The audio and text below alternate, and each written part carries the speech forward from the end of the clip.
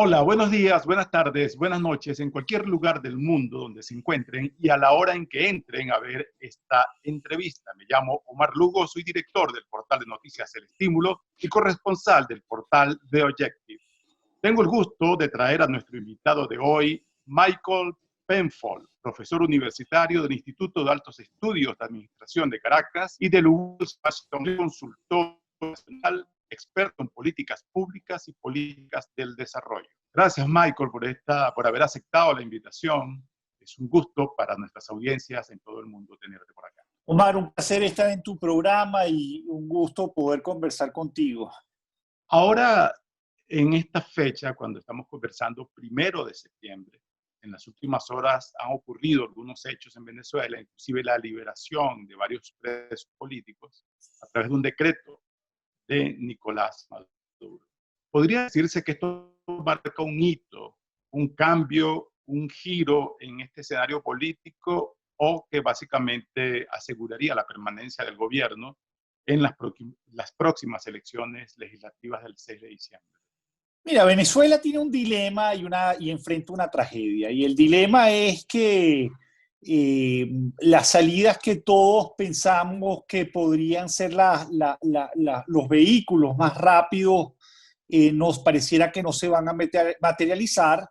Y la tragedia consiste en que si no materializamos algún acuerdo que permita un mínimo de viabilidad institucional, no hay forma de rescatar la economía y no hay forma de rescatar a una sociedad que está sufriendo no solamente en medio de la pandemia, sino básicamente viviendo una situación de pobreza. Somos el país más pobre en este momento de América del Sur, con unos niveles de desigualdad nunca vistos y con una economía que básicamente en este momento pendula entre Nicaragua y Haití. Entonces, esa es la realidad venezolana. En Ahora, términos de tamaño, ¿no? El tamaño de la economía. El tamaño de la en economía. términos del tamaño del PIB, sí, pero a tu pregunta, o sea, ¿esto marca un hito? No, yo no sé si marca un hito o no, creo que es un evento importante, yo no menospreciaría ese evento, creo que además es importante para todos los venezolanos recuperar a unas personas que fueron injustamente encarceladas.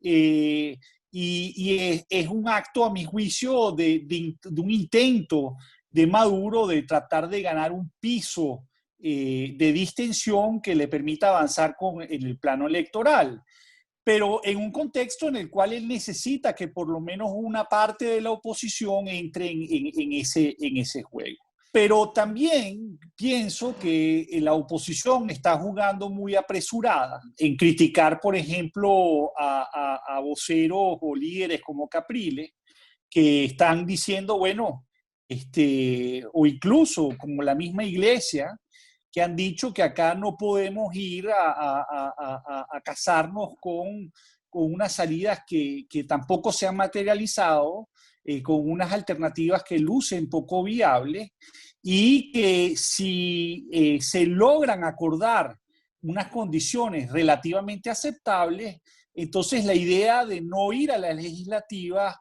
también pierde fuerza. Y pierde fuerza, Omar, porque en el fondo, y esto es algo que es muy duro aceptar, pero es así, la Asamblea Nacional cesa el 5 de enero del 2020. Yo estoy seguro que la nueva Asamblea Nacional probablemente no sea legítima ni sea reconocida, pero eso no quiere decir que esa asamblea cese también. Entonces, lo que implica el 5 de enero en el fondo es una profundización de la crisis institucional venezolana, de una extensión de la tragedia venezolana, que al final requiere de un acuerdo mínimo. Aquí nadie va a lograr imponerse.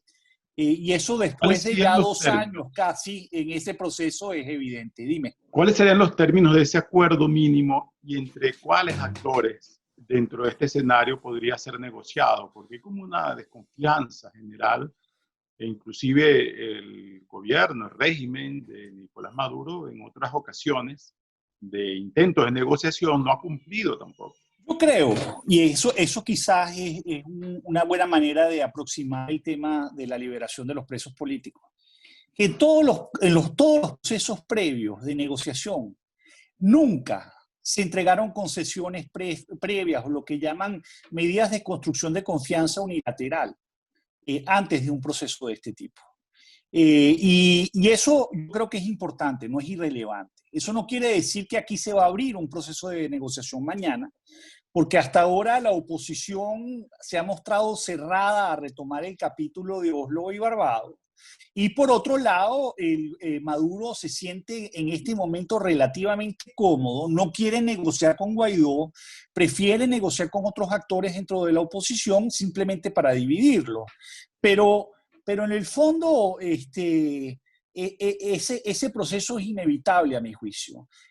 Cualquier otra alternativa es una extensión de una agonía que es totalmente innecesaria para Venezuela. Ese escenario de diálogo y negociación es lo que dice que es inevitable y necesario. Yo creo que es fundamental entrar en esa negociación y que no es simplemente un diálogo, es una negociación. ¿Para qué? Para construir que tiene que ocurrir para construir la institucionalidad. Aquí todo el mundo dice, no, la salida es electoral. Bueno, mira, no hay salida electoral sin un arreglo institucional creíble previo. No existe. Porque sencillamente no va a tener la validez internacional.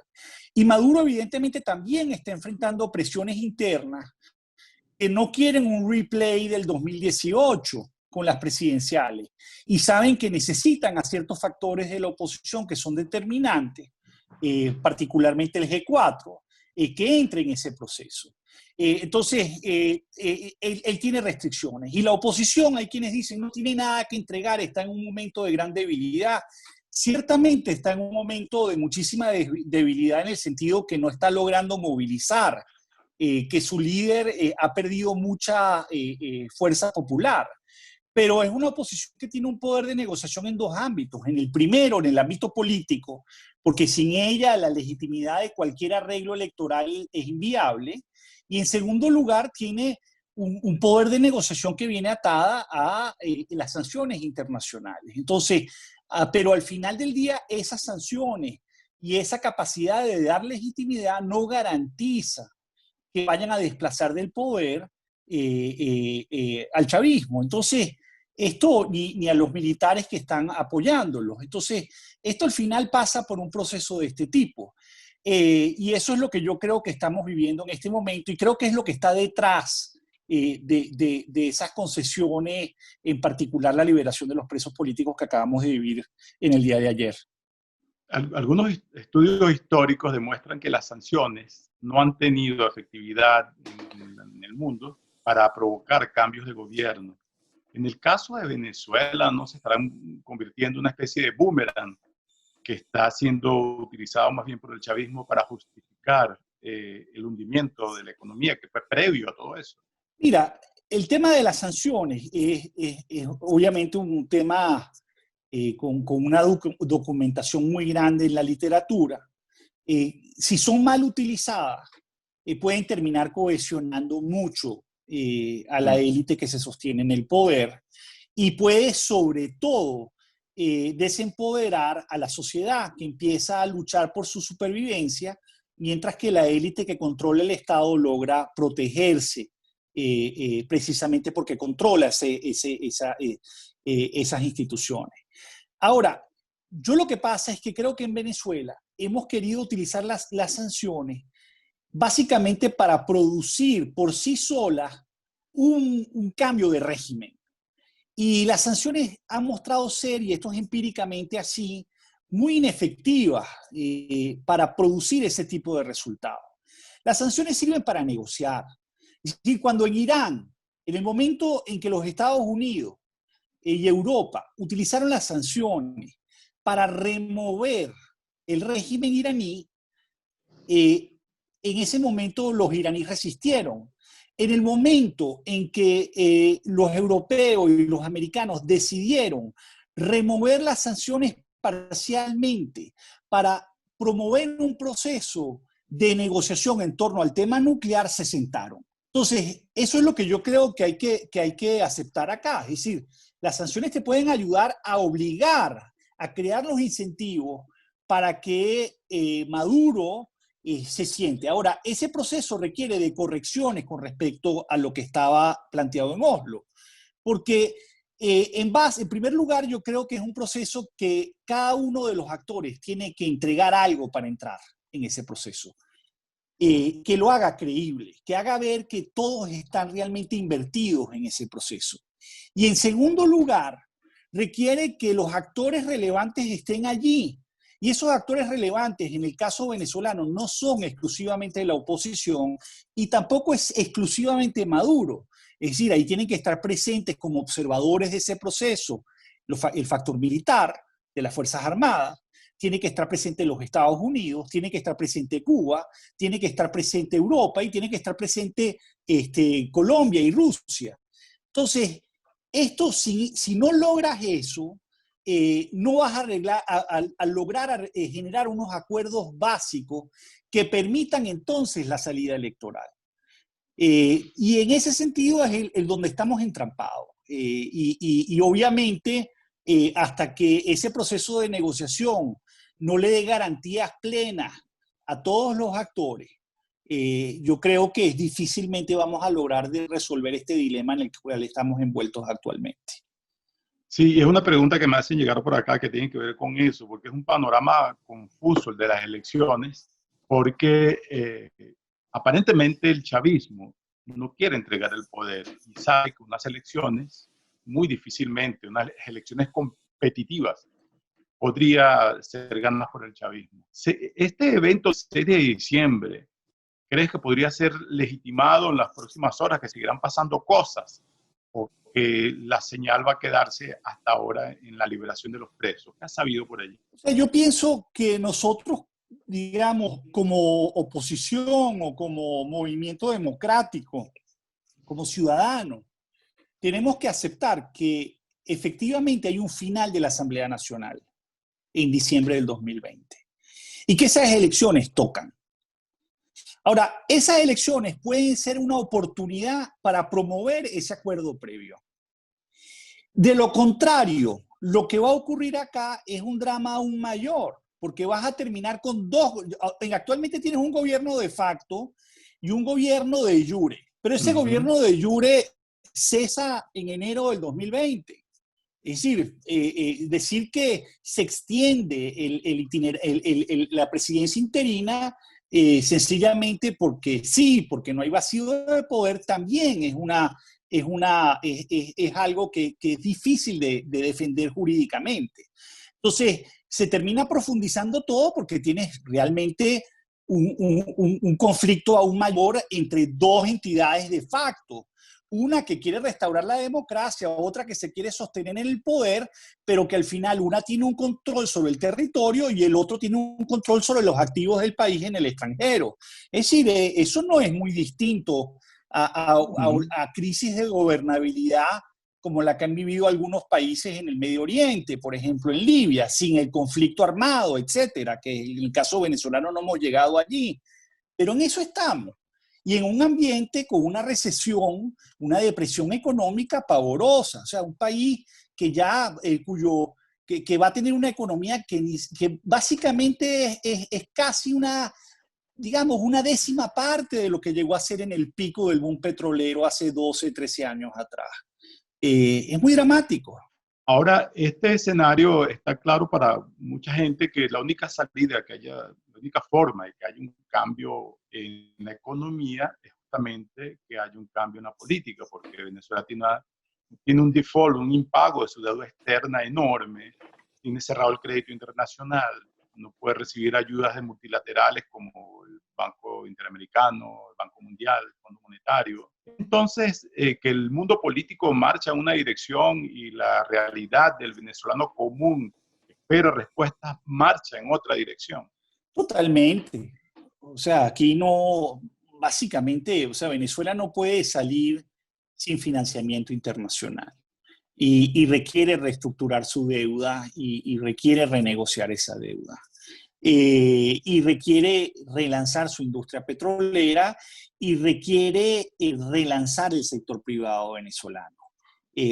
eso requiere un mínimo de institucionalidad, que es lo que estamos hablando, pues, ¿no? De derechos de propiedad, de cierta estabilidad política, de una política económica que garantice un banco central autónomo, unas agencias regulatorias relativamente autónomas y sobre todo que garantice además la capitalización del sistema financiero venezolano que permita financiar a las empresas y retomar el crecimiento y retomar la actividad productiva. Ese es el camino. Ahora, ese camino requiere de esas instituciones. Hay quienes piensan que esas instituciones solamente las vamos a restablecer cuando desplacemos a la élite actual del poder. Pero ¿qué pasa si no la puedes desplazar? O sea, ¿condenamos al país a donde estamos o tratas de buscar una alternativa que te permita de alguna manera resolver ese dilema? Y eso muchos países han pasado por eso. Ahora, eso tiene acuerdos transitorios, involucra acuerdos políticos, evidentemente. ¿Cuáles? Yo lo que creo que este ha sido un error también muy grande, y en particular de los Estados Unidos, es que quieres precondicionar los resultados de esa negociación. Tienes que dejarla que ocurra. Sobre todo porque los Estados Unidos dice hoy, ayer dice Adams, bueno, el plan B es el realismo mágico. Entonces, bueno, ok, qué bueno que lo diga. Hubiese sido magnífico que lo hubiese dicho hace 1 año y medio atrás. Porque creo que nos hubiese ahorrado muchísimo tiempo y mucha gente que se dejó engañar por una amenaza creíble que no era tal. Y seguimos arrastrando este problema sencillamente porque nos disgusta con quien tenemos que negociar. Maduro no quiere negociar con Guaidó, Guaidó no quiere negociar con Maduro. Bueno, eso es como una canción, ¿no? Y lo cierto es que bueno, eso es lo que tienes.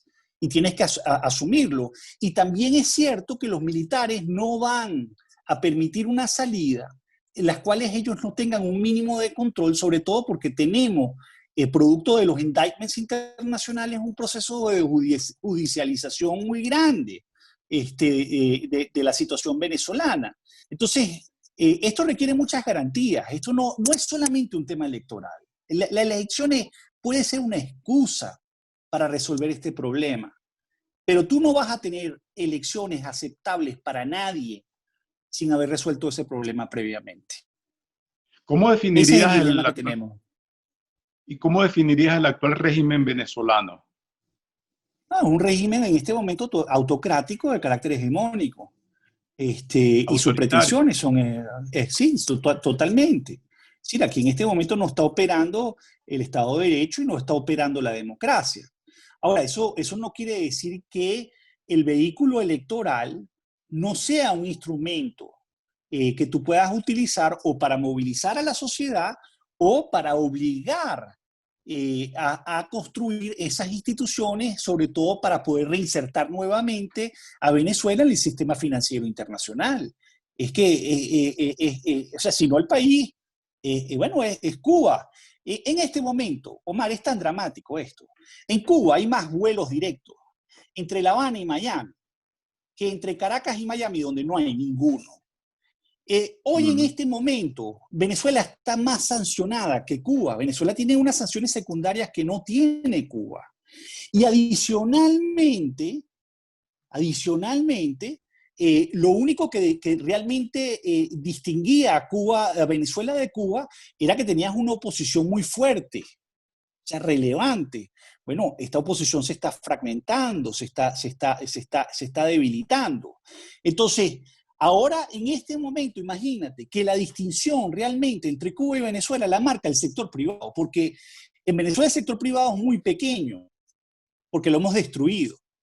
Pero es un sector privado todavía más relevante que el sector privado en Cuba, y que es la que sostiene en este momento el abastecimiento en el país, que sostiene unas importaciones que en términos per cápita son bajísimas, no son suficientes en términos alimentarios para lo que requiere la población venezolana. Entonces, y todo eso en medio de la pandemia. ¿Has logrado hacer algunos ajustes, algunas proyecciones de los resultados económicos de este 2020 que parece tan perdido en términos de indicadores? Mira, el problema, o sea, es increíble, pero nosotros este año vamos a tener un decrecimiento que va a ser mayor a 25% del PIB.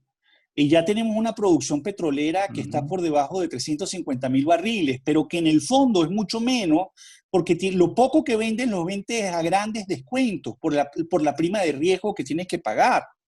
Entonces es un país sin ingresos y es un país donde lo que está creciendo es la actividad informal e ilegal. Es decir, tienes una economía a la sombra, cada vez más grande, cada vez más relevante, en parte porque la actividad formal se te ha contraído tremendamente.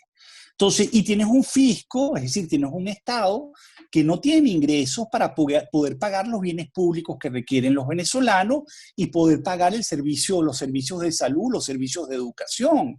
Y eso lo que está terminando de generar es unos niveles de desigualdad muy grandes. Mucha gente dice, bueno, es que Venezuela hoy en día es pobre. Vimos la encuesta del ENCOVI que decía que básicamente en las encuestas de hogares que hicieron, 92% de las familias venezolanas son pobres. Ciertamente, lo son. Pero esas familias venezolanas no solamente son pobres, lo que hay es una mayor desigualdad. Y una desigualdad que está creciendo enormemente entre quienes se pueden proteger frente a esta situación y los que no se pueden proteger. Entonces, todo esto al final del día requiere un mínimo de sentido común, un mínimo de aceptación de la realidad y tratar de obligar y crear los incentivos adecuados para que ese proceso se pueda dar. Si esto que está iniciando, por ejemplo, Capriles en este momento, que está insistiendo en esta ruta, va a generar en eso o no, bueno, yo creo que es válido explorarlo. Yo lo que sí creo es que no es posible explorarlo y pensar que vas a ganar ese proceso si no logras mantener la unidad. Y también me parece bastante fantasioso pensar que la continuidad administrativa, que el postergar el tema de la Asamblea Nacional por sí solo va a resolver, va a ser algo muy distinto a lo que ya estamos viviendo. Porque lo que estamos en este momento es una gran inercia, en una gran anomia. Eso es lo que está viviendo el país. Entonces, en ese sentido, yo creo que la apuesta de Capriles es, bueno, déjame tratar de hacer algo, déjame tratar de mover el tablero. Y yo creo que eso es importante. No sé si es la respuesta adecuada o no, pero es importante. Y Guaidó tiene que empezar a hacer política, porque básicamente decir que él después del 5 de enero sigue siendo el presidente sin plantear, bueno, ok, está bien, ¿y qué vas a hacer de aquí al 6 de diciembre? ¿Cuál es la propuesta? Y eso para mí es clave, porque cualquier alternativa la tengo que medir contra lo que sea esa ruta. Podríamos estar en las próximas semanas iniciando una transición o una radicalización del chavismo. ¿Qué es más posible? Yo creo que nosotros estamos hoy más lejos de una transición que estábamos hace 2 años atrás. Pero creo que la situación es muy dramática y creo que las presiones internas que tiene el chavismo son reales. Yo no creo que son, digamos, que ellos están cómodos donde están. ¿Son capaces de resistir? Sí, son capaces de resistir. ¿Son capaces de gobernar? No pueden gobernar. Y eso tiene un límite en el tiempo. Siempre podemos estar peores, ¿verdad? Pero eso tiende a tener un límite en el tiempo. Entonces, yo creo que ahí hay presión. Ahora, ¿esa presión es suficiente para sacarlos del poder así como queremos? No. Eso implica entonces que como no podemos, tenemos que apelar a la comunidad internacional y al TIAR y al R2P y a la intervención extranjera, etcétera. Bueno, no existe, nos los acaba de decir Abrams. Entonces, si los Estados Unidos te está diciendo claramente que esa opción no está sobre la mesa, entonces, ok, ¿qué hacemos? ¿Será que esta idea de que el capítulo de Oslo está totalmente cerrado es absurdo? Habernos cerrado esa puerta así nomás porque sí. O sea, yo creo que hay que asumir aquí ciertos riesgos. Y en ese sentido yo veo que Capriles arriesga, bien o mal, podemos discutir eso, pero yo veo a la oposición del G4 en una posición en la cual no está haciendo política, no está tratando de mover el juego en ninguna dirección, esperando los resultados de noviembre en los Estados Unidos, en las elecciones americanas. Y yo creo que eso es un error. Para contextualizar a la audiencia internacional, el G4 es el grupo de 4 partidos más importantes de la política venezolana, casi todos inhabilitados y no pueden participar sus líderes históricos en unas elecciones. Michael, ya para ir cerrando, una de las grandes críticas que se le ha hecho a la oposición es que dejó descansar más en la presión internacional que en la presión interna sus acciones contra Maduro. Obvio, internamente es muy peligroso ser opositor y salir a manifestar en un régimen autoritario. Pero no se corre riesgo de que Venezuela se convierta en parte del paisaje internacional y que ya se pierda el interés del mundo en lo que ocurre aquí, más en un contexto como el actual, en el que cada gobierno está ocupado a atender sus propios problemas económicos generados y sociales, generados por la pandemia. Fíjate, eso que estás preguntando es tan importante porque hay una cosa que se llama fatiga internacional. ¿Okay? Y el caso venezolano está empezando a generar cierta fatiga, sobre todo en el ámbito europeo y también en el ámbito latinoamericano, porque todo el mundo cree que puede resolver el problema, pero ya tenemos varios años sin poder resolver el problema. Y incluso en todas las reuniones internacionales, el tema venezolano aparece. Entonces, eso, en la medida en que pasa el tiempo, te va agotando. Y yo creo que eso lo que muestra es que en el fondo la comunidad internacional está empezando a tener la percepción que, como dirían en inglés, el caso venezolano es intractable, no hay manera de abordarlo. ¿Okay? Es irresoluble, es la traducción a eso. Entonces, nosotros estamos cada vez más cerca de eso. Ahora, a mí me parece muy interesante, por ejemplo, y esto lo comento muy anecdótico, porque le invertí mucho tiempo a una serie de conferencias que organizó la Asamblea Nacional con figuras muy importantes internacionales. A mí me parece que fue una iniciativa muy buena invitar a Felipe González, invitar a Ricardo Lagos, invitar a Sergio Vittar y invitar a Abraham Lowenthal. Y yo veo Enrique Krause, etcétera, y yo veo que todos los mensajes que habían en esas conferencias, que las vi con muchísimo detenimiento, me parecieron tremendamente importantes. El mensaje era el mismo. Hay que utilizar las pocas ventanas que tienes para poder articular socialmente y poder generar esa presión interna. Y eso puede ser el mecanismo electoral, como puede ser el tema de la desigualdad, como puede ser el tema de los servicios públicos, pero lo tienes que plantear. Y tienes que aceptar en algún momento que vas a tener que poder convivir con un problema histórico que tenemos. Porque mucha gente piensa, en algún momento, yo recuerdo un historiador muy importante venezolano que decía, no, es que Chávez es un footnote, una nota a pie de página en un libro de historia. Bueno, mira, yo pienso que ya eso no es cierto. Esto se nos convirtió en un capítulo completo. Es decir, son 20 años. Entonces, pretender que vamos a borrar estos 20 años sin este proceso que te acabo de describir, que implica concesiones, que implican garantías, que implican espacios que tienes que crear, que tienes que saber utilizar la comunidad internacional de manera inteligente, que tienes que ser creíble, no solamente popular, es decir, tienes que ser creíble como líder. Bueno, es fundamental para poder generar un proceso de cambio político como el que requiere Venezuela. Y otra vez, y culminé, Omar, no hay elecciones sin un acuerdo institucional previo, no existe eso. Porque las elecciones generan ganadores y perdedores. Ahora, en las democracias, los perdedores son capaces de esperar un periodo más para volver a participar, porque saben que tienen garantías para competir. Entonces, eso es lo que necesitamos crear. Claro, pero eso significa lo que has dicho, convivir con el chavismo por un buen tiempo, aunque no Porque el chavismo necesariamente sea existe, el chavismo, el peronismo, ¿vale? O sea, es que acaso no existen. O sea, es que acaso el PRI en México no existió. O sea, sí, es como... Y el PRI no era autoritario, pues. No era profundamente autoritario.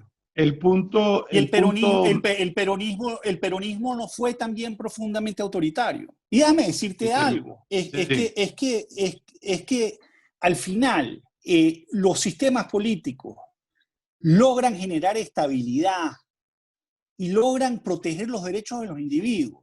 Cuando tienes la capacidad de perder elecciones, es decir, que perder elecciones no es una tragedia en sí misma. Entonces, eso es lo que tenemos que entregar. Claro, Y nosotros podemos dar eso. pero, Ahora, que pero el el chavismo no punto, quiera sí, entregar el poder porque es revolucionario y porque, bueno, entonces es que ya, mira, eso sí, ya no hay revolución. La revolución en Venezuela se dio con los precios a $120 por barril. Ya no hay revolución, ya no hay Estado, no hay gasto, no hay inversión. Pero el punto es que en el hay pasado, desigualdad. el chavismo en el pasado nunca reconoció una derrota electoral. De hecho, el conflicto político actual de Venezuela deriva de que no reconoció la derrota en la Asamblea Nacional. ¿Crees que ahora en el futuro sí podría o habría que establecer acuerdos mínimos para que el chavismo se comprometa a respetar los resultados y hacerlos cumplir? Porque aquí la gente vota pero no elige. Yo creo que el chavismo tiene que poder balancear eso, porque lo que está mostrando ahorita son unos rasgos profundamente autoritarios, producto de una idea de revolución que es sostenerse simplemente en el poder. Que por cierto, fue lo que trató de hacer el PRI, pero ¿qué pasa? El PRI no lo hizo al costo que lo estamos haciendo acá. ¿Sí? Es decir, el costo económico y social de esta revolución sencillamente es impagable socialmente. O sea, lo que estás creando son unos pasivos sociales realmente deplorables. Entonces, yo en eso no soy, yo prefiero, te digo, mucha gente me dice, bueno, ¿y qué quieres tú? Yo le digo, yo quiero el futuro para mis hijos, es simple. Y si yo tengo que entregar lo que tenga que entregar en cuanto a garantías, en cuanto a instituciones, para poder dar esas garantías que permitan resolver ese problema, yo estoy dispuesto a hacerlo, porque compro futuro. ¿Qué tengo que ver hacia atrás? Que hay culpables, que hay causas objetivas de este drama? Sí, pero necesito ver hacia adelante. Mira, Sí. yo creo que es fundamental tener una estrategia que sea creíble, que tenga los incentivos adecuados para que los factores internos que puedan presionar para que esas concesiones se den, se materialicen. Ahora, si nosotros tenemos una actitud maximalista de tratar de imponer nuestro primer orden de preferencias, que puede ser muy racional, que puede ser lo deseado, pero dadas las condiciones que ya hemos visto, eso pareciera que no es el caso, ¿no? Eso no se va a materializar. Entonces yo creo que hay que tener los pies bien puestos sobre la tierra aquí y dejarse digamos, de pensar que aquí hay soluciones mágicas o rápidas que van a llegar. No las hay. Eh, y si eso logramos hacer eso en el marco de unos acuerdos mínimos, pero que garanticen el largo plazo, entonces vas a poder ir resolviendo algunos problemas sobre la marcha. Eh, no tenemos todas nuestras opciones en este momento son malas, no son buenas. Eso no quiere decir que no puedas recorrer alguno de esos caminos. Te contaba precisamente lo que decía Felipe González, lo que decía Ricardo Lago, lo que decía Enrique Krause, y no son historias muy distintas. O sea, a mí no me gusta comparar, ¿no? A pesar de que soy comparativista, no me gusta, porque sé que digamos, las peculiaridades importan más allá de las ocurrencias más frecuentes. Eh, pero sí creo que nosotros tenemos que empezar a entender eso. Ahora, el chavismo también creo que está en una disyuntiva gravísima. O sea, Maduro en este momento ni tiene la popularidad ni tiene los precios petroleros. Eh, y bueno, y tiene un apoyo que es fundamental para sostenerse, que es el de las Fuerzas Armadas. Hasta que no es.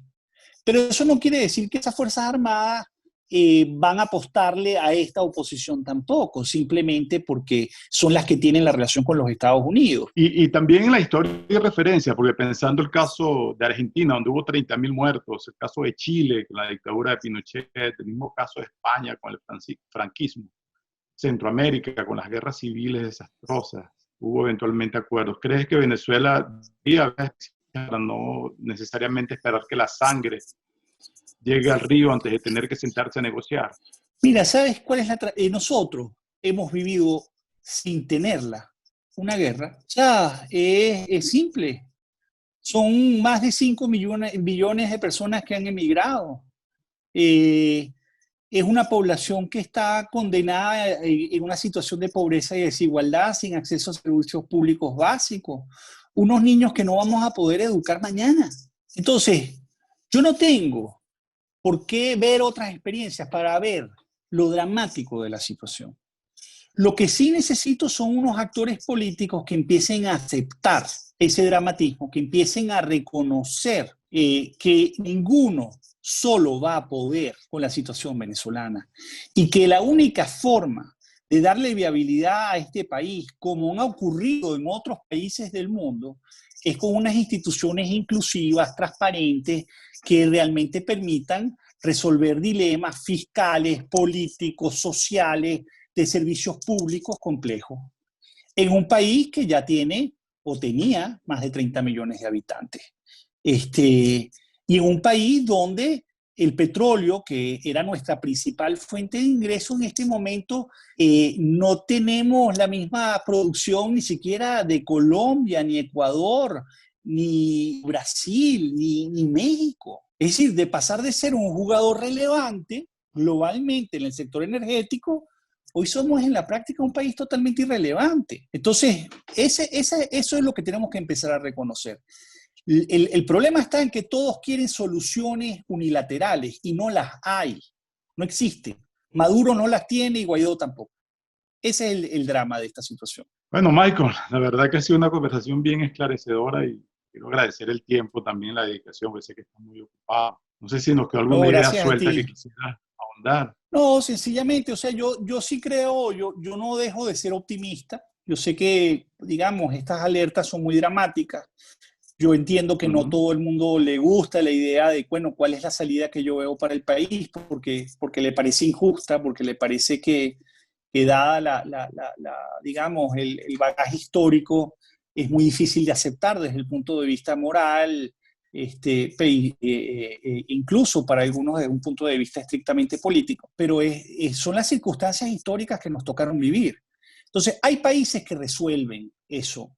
Eso requiere liderazgo, requiere credibilidad, requiere conexión con la gente, requiere trabajo en equipo, requiere de alguna manera asumir riesgos, apuestas, pero que sean viables, no que sean completamente fantasiosas. Ni realismo mágico. Bueno, muchas gracias y creo que pronto tendremos que hablar otra vez si estos escenarios siguen moviendo. Ha sido Michael Muchísimas Penn, gracias, Omar. profesor universitario, consultor internacional, uno de los principales expertos más citados en Venezuela en estos temas de estudio, de desarrollo y de entorno. Presento para ustedes Omar Lugo desde Caracas, Venezuela. Hasta la próxima.